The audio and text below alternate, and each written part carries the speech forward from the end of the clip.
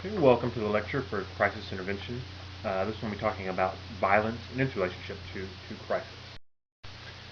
We'll be talking about two things in terms of the relationship between violence and crisis intervention. One, talking about violence as a possible cause of a crisis. So we'll be talking about working with the victims or survivors of violent acts. And so violence as a cause. But we'll also be talking about the, the fact, the possibility that violence may emerge as a response to a crisis situation. So when dealing with someone in crisis, one way of coping with whatever crisis they're dealing with may be engaging in violence. So we'll talk a little bit about assessing for the risk of violence because it's an important component of crisis intervention work. So to kind of set the stage for this, it's important to note that the context of a violent act matters. So uh, being subjected to violence doesn't affect people the same way across situations. Really, the type of situation has plays an important role, and really has an important role in determining the impact on the victim or the survivor. If someone who's well known to you hurts you, that's going to cause some different things and involve some different types of reactions than if it's a complete stranger, right? Okay, so one of the contexts we'll talk about is child abuse, when a child is the victim of violence, harm.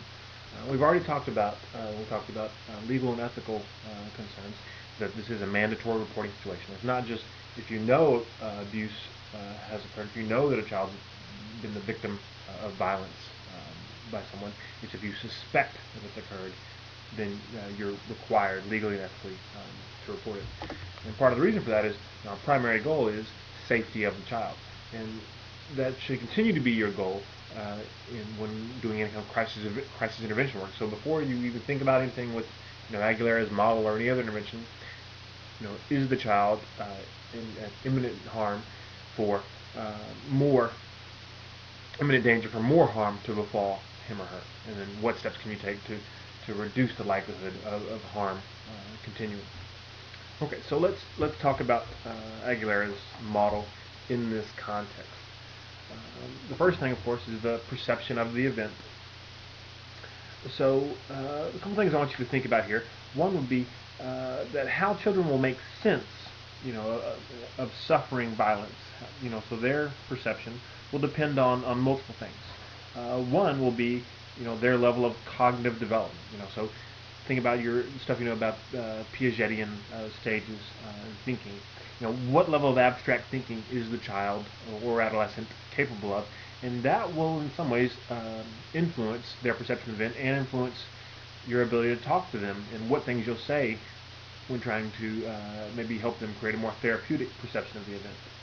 Another thing that will probably play a role in their perception is who committed the violence. If it's a parent or not a parent, or if it's someone who's known versus a stranger.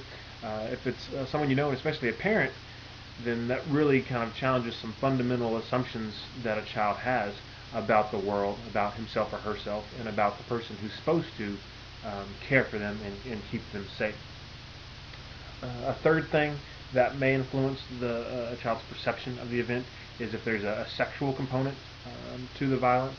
So if there's a sexual assault in addition to other physical violence, that kind of lends itself to some additional things you need to consider in about how they may be thinking about what happened and the effects of the violence. And then just kind of something I want you to kind of be thinking about before we meet next is what other things are going to influence how a child perceives the event. So keep that kind of in the back of your head. So while you're thinking about that, just kind of keep in mind too that for young children, especially, it can be a bit more challenging when doing the work. Because part of identifying the perception of the event is you then use it as a target for intervention, right? And it can be a bit challenging identifying their perceptions and modifying their perceptions if they have limited language. And so one thing you'll see a lot is the use of things like play therapy, where you look for themes in their play and their behaviors that will tell you about their perception of the event. And to do play therapy well, you need to get more training in it than we can provide in this class. but it's kind of one thing to note. If you seek that training, or if you try to do some of it, you're looking for themes in their play, but you don't want to overinterpret any kind of single behavior in a play therapy session. Oh, this doll hit that doll. Clearly, their mother hit their father, or their father hit their mother. It's not that clear cut as maybe it sounds in some of the books you may read about play therapy. Okay, moving on. Situational supports. If you think about some of the common supports that they may make use of, CPS or DFPS, Department of Family Protective Services, being able to see them as a support system, because their job is to determine, is to kind of conduct this investigation, determine, what level of risk there is for this child, and do they need to be removed from the home. So not seeing them as the enemy, but as a system that's there to help the child and ultimately help the family. Also, some of you may know about the CASA program, right? Court-appointed special advocates. If a child gets removed from the home, they may have a CASA representative. Some are there to, because usually the parent is there to look out for the kid's rights. And if there's no parent there to look out for the kid's rights because the parent's rights have been terminated or temporarily suspended, then some other adult steps in, and somebody who's received some successful training. So important to kind of familiarize yourself with that program.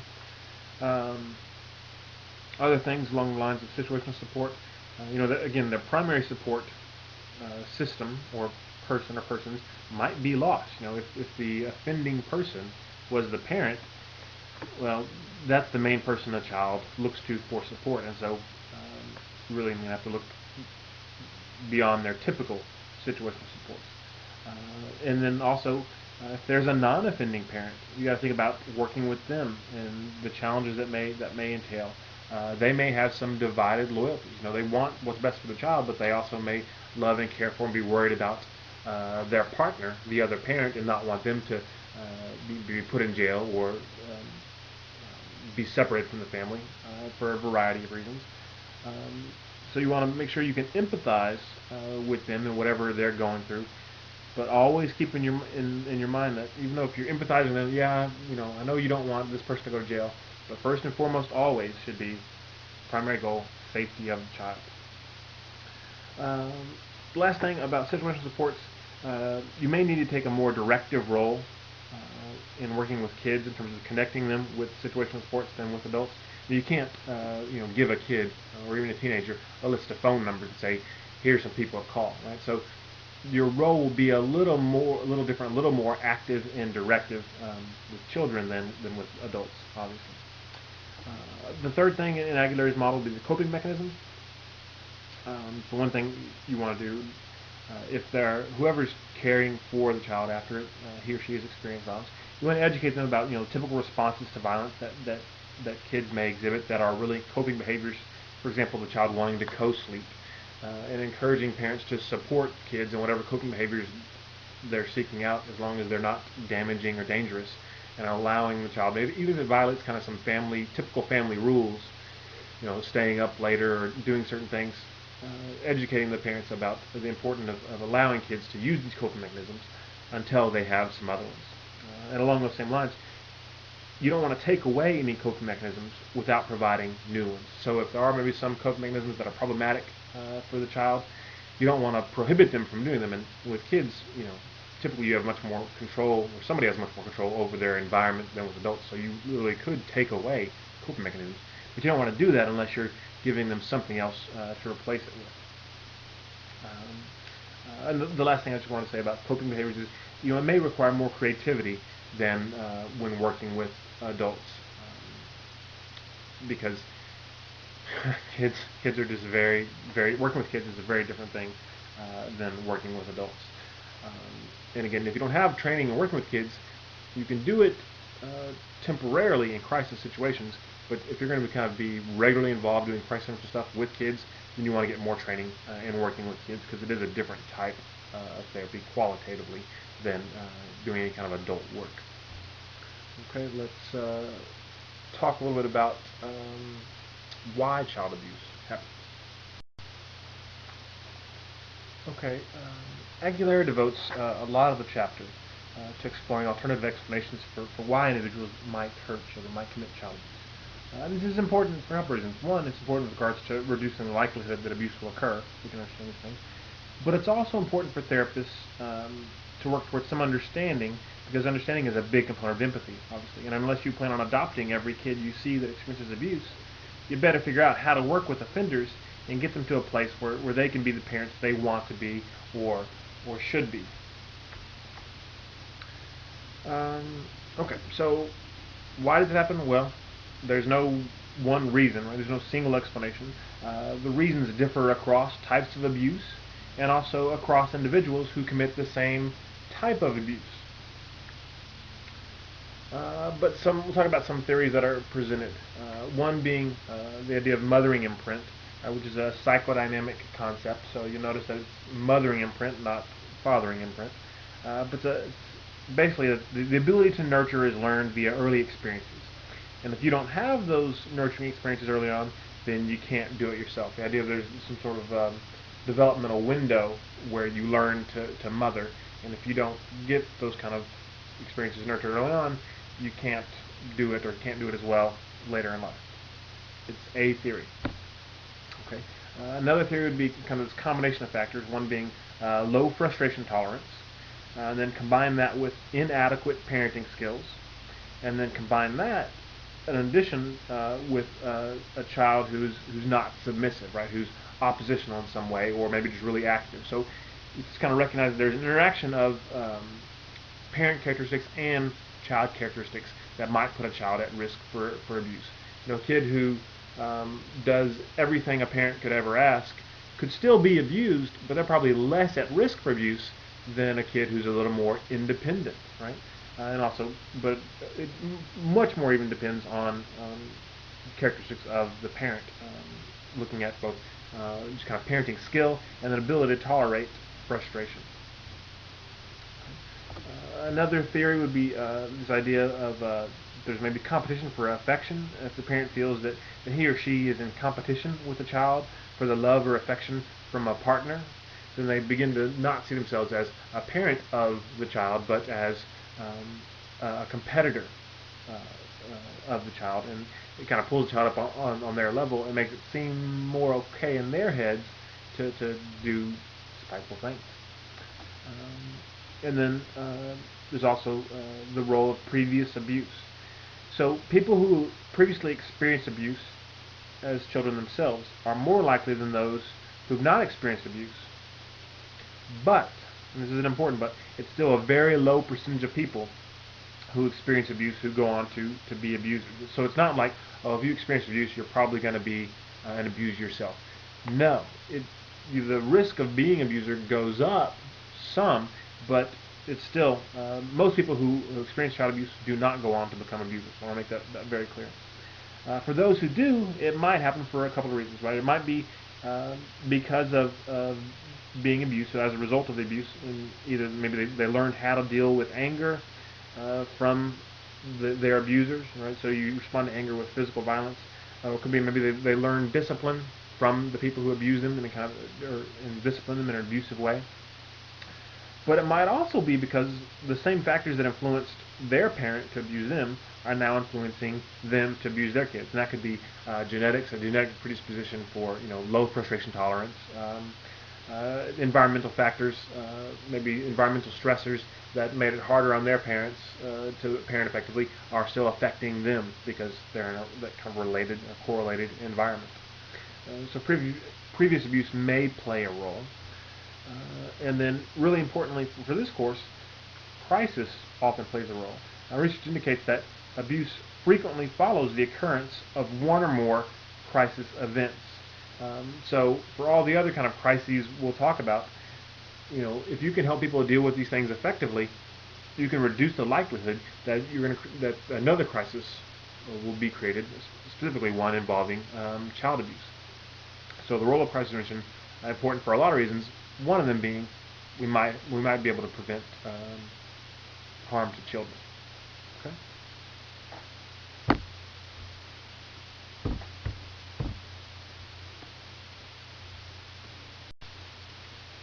Okay, let's move on to the related topic of partner violence, slightly different context. So here we have a question, is there mandatory reporting? So if a client tells you that she or he was beaten by his or her partner, Are you required to notify the authorities? No. No, you're not. Can you break confidentiality if a client doesn't sign a release?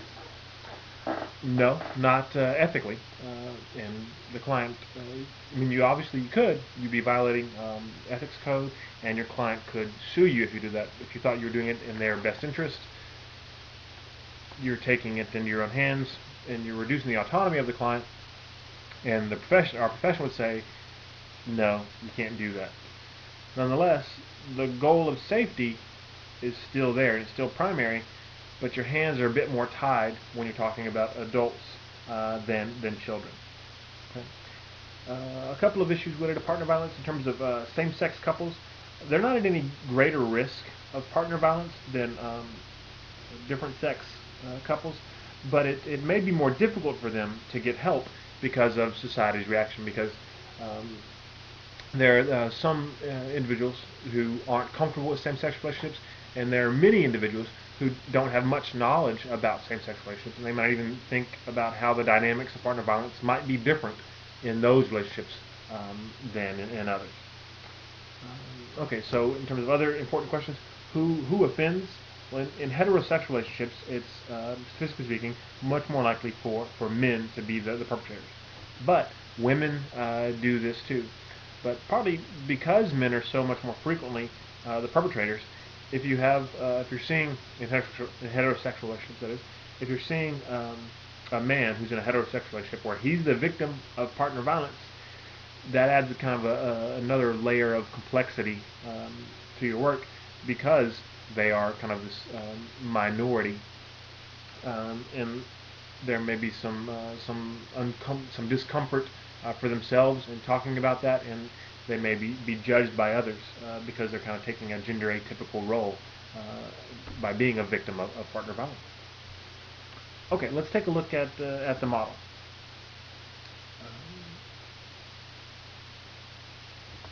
So again, we started off talking about perception of the event. So I want you to be thinking about how do people make sense of someone they love, someone who they choose to be with. How do they make sense of that person hurting them?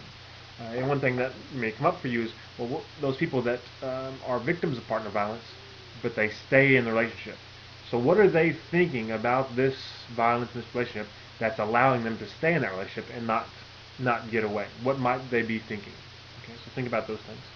And in terms of situational supports, again, there's automatically here one of your major situational supports is impaired, right? Your partner, if they're the one hurting you, they can't be your primary support system. But there are kind of institutionalized support systems out there, more so for women than men. You know, there are women's shelters. There aren't really men's shelters out there. Again, it's because women are disproportionately affected by partner violence. But there are the kind of institutional supports in terms of shelters, and also legal avenues, restraining orders and whatnot, that are there to help try to protect people.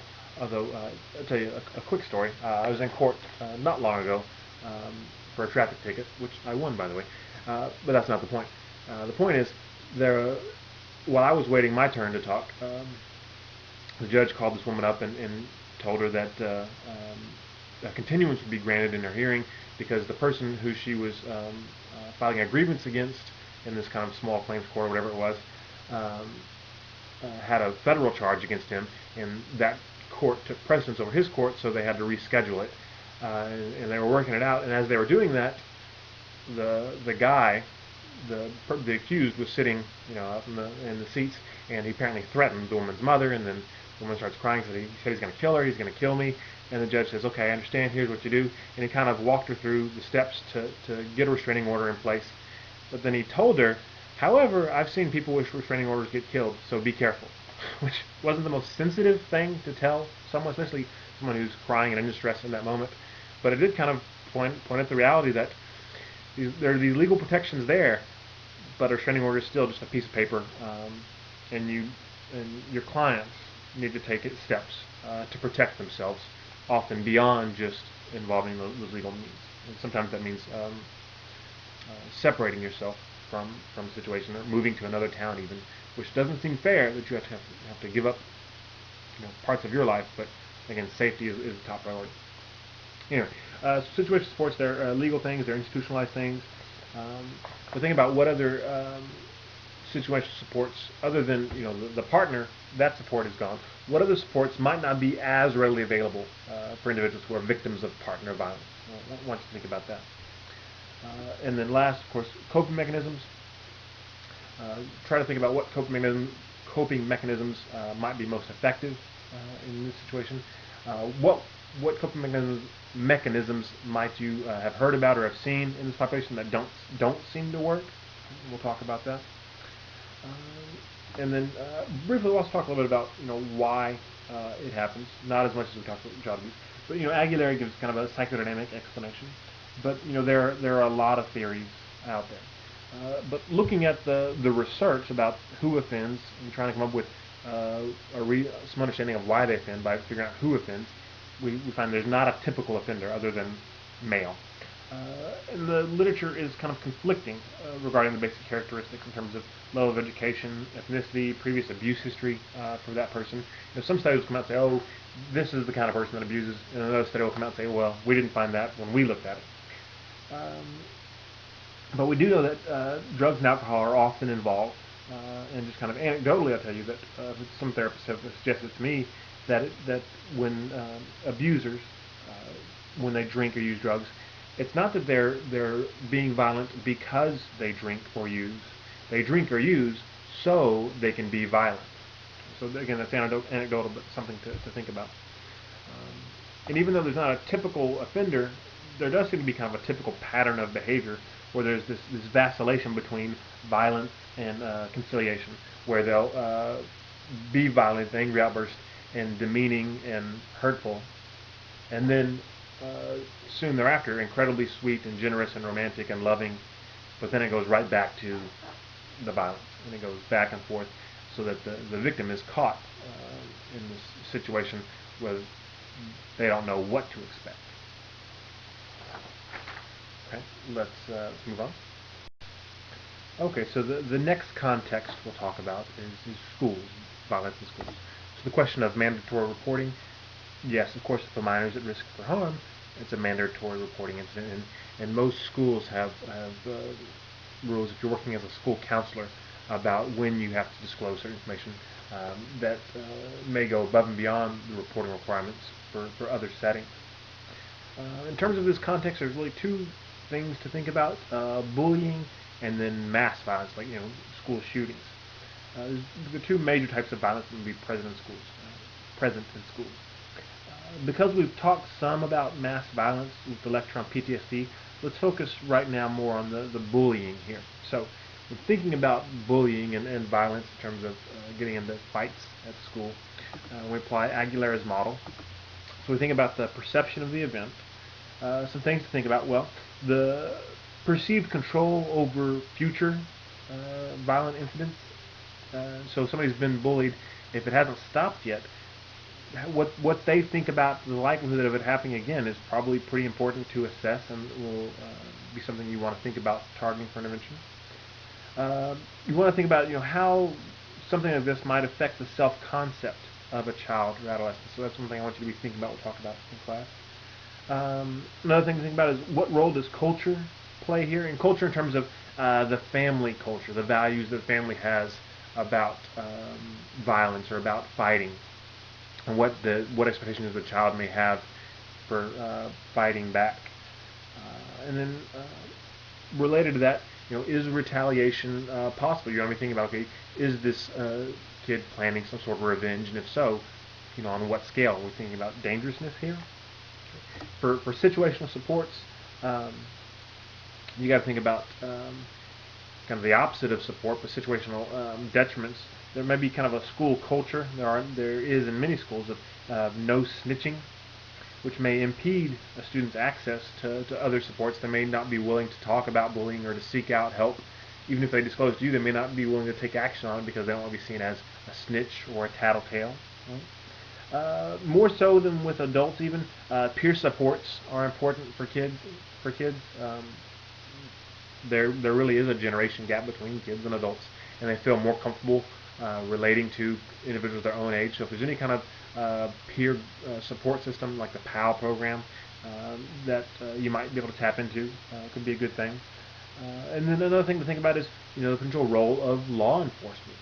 At some level, bullying crosses over from typical school shenanigans to assault, and requires intervention to prevent substantial harm.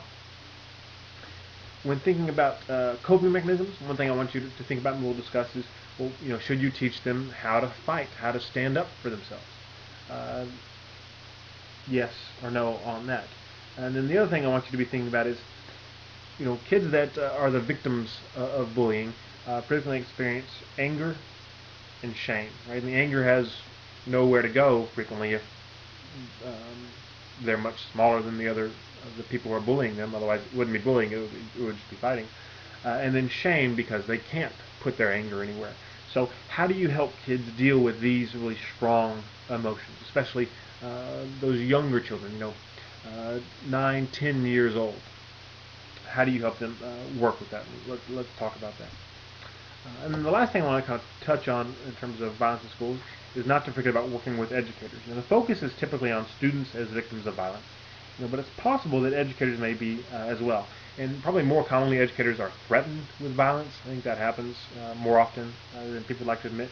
Not as often that educators are the victims of violence, but that does happen too. But this is an important group to consider when talking about this context, even though our focus is primarily on the students. The next context we'll talk about, the last one, will be elder abuse. So in terms of mandatory reporting, yes, if the person is over 65, in Texas, that's the kind of legal definition of elderly or older adult, if they're being abused or neglected in some way, it's a mandatory reporting for people in help-giving positions. Important things to consider. One, there's probably not enough of awareness of this problem. It's often neglected because the focus on kids and spouses or partners with partner violence, and we talk a lot about helping those individuals. But the older adults who are getting abused or taken advantage of don't get as much attention for whatever reason in the clinical literature or in terms of resources as other people. So it's important to be aware that there is a problem out there for some individuals, and you need to be willing to explore the possibility, if you're working with an older adult, that they are a victim.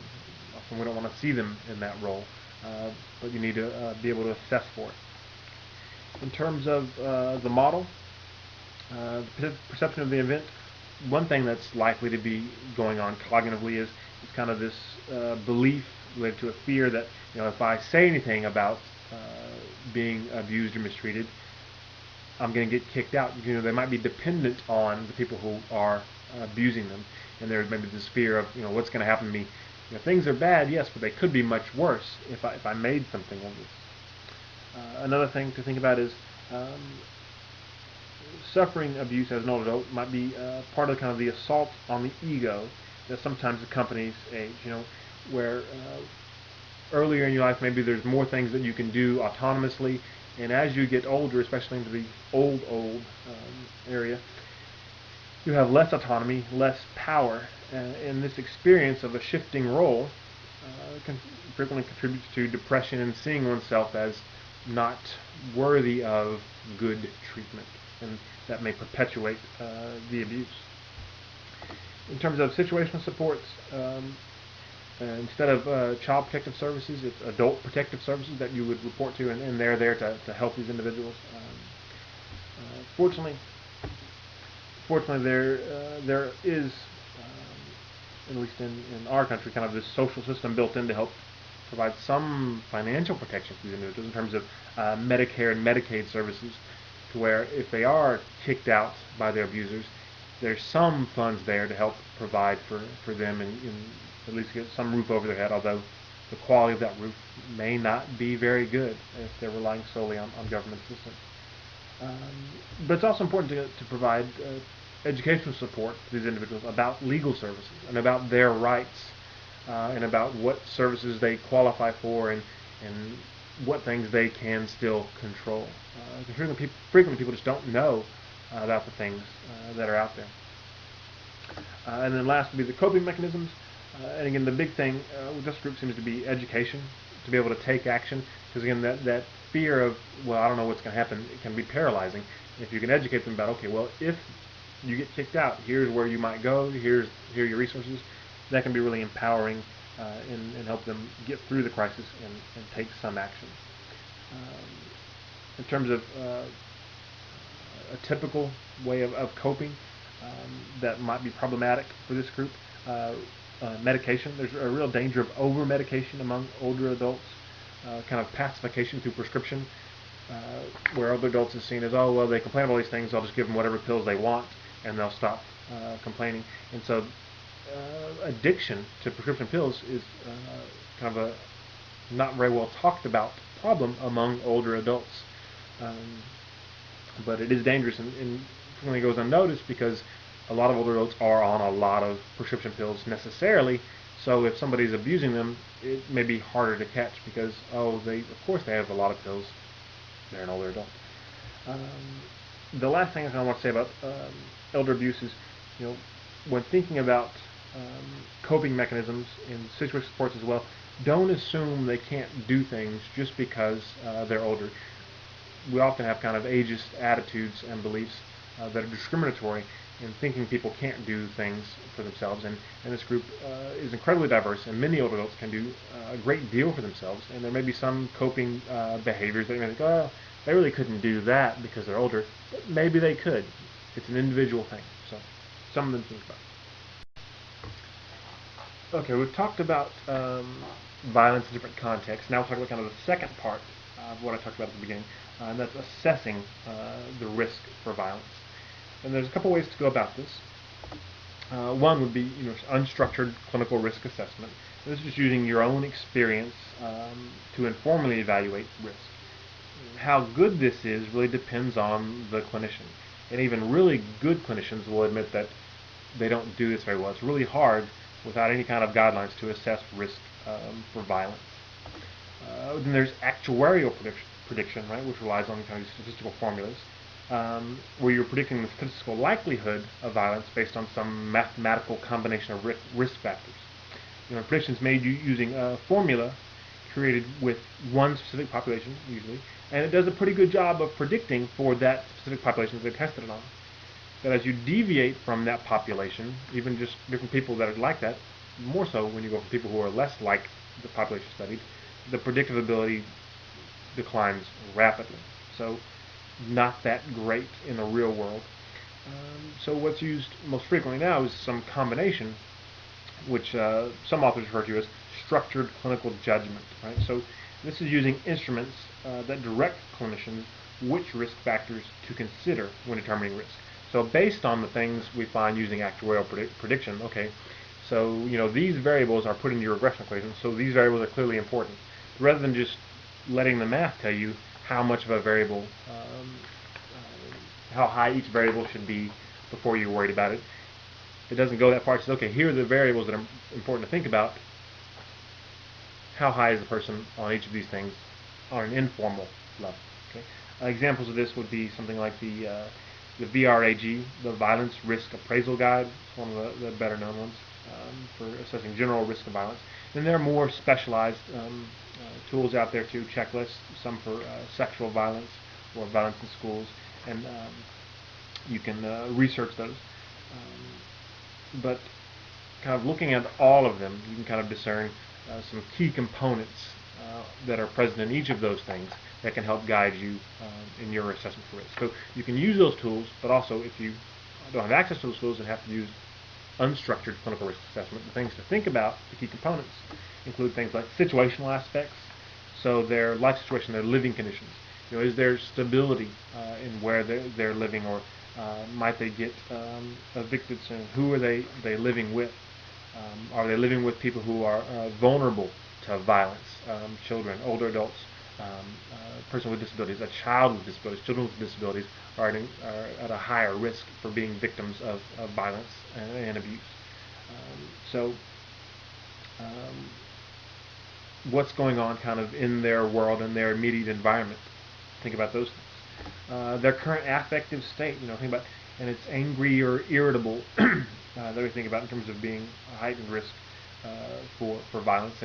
And when they get angry, and if they're angry now, how are they angry? Is it just kind of verbal and they'll yell a lot, but they won't ever be physical, or is it somewhat physical too? And the idea, trying to understand the current affective state is the recognition that violence requires energy. And if somebody is really low affectively and low energy, that's not good, but it's a lower risk for violence.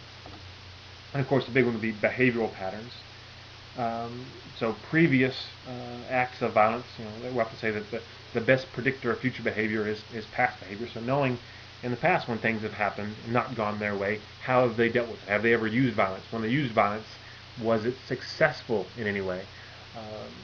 And even if they go to jail for being violent, it may still have been successful if they got what they were aiming to get via the use of violence. But also we want to know about substance use, because we know that when people use substances, it increases impulsivity, and impulsivity increases risk for violence. And then their use or abuse of legal prescription medication. And then the last kind of key component to be thinking about would be foreseeable events or stressors. So you're probably already working with them in some crisis situation. So kind of how stable is that, and might it deteriorate? Are there other things on the horizon? So you're dealing with one crisis with them, but now maybe they're going to lose their house. Is that another crisis that might push them over the edge and might push them to be violent? Or somebody's suing them, and the court date's coming up soon, and they're going to find out if they won or they lost. These are things to be thinking about when trying to determine how likely it is that someone's going to engage in violence. So, summing up things we've talked about here, violence can be the cause of a crisis, or it might be a response to a particular crisis, and so you want to be able to assess risk for violence. The context of violence matters, both for the impact on the individual and for what type of intervention you're going to be using. So all the things in Aguilar's model, the perception of events, situational supports, the coping mechanisms, might differ slightly across different contexts. So the important thing is to think through the model with each individual case and try to figure out the best target for your intervention. Okay? Take care.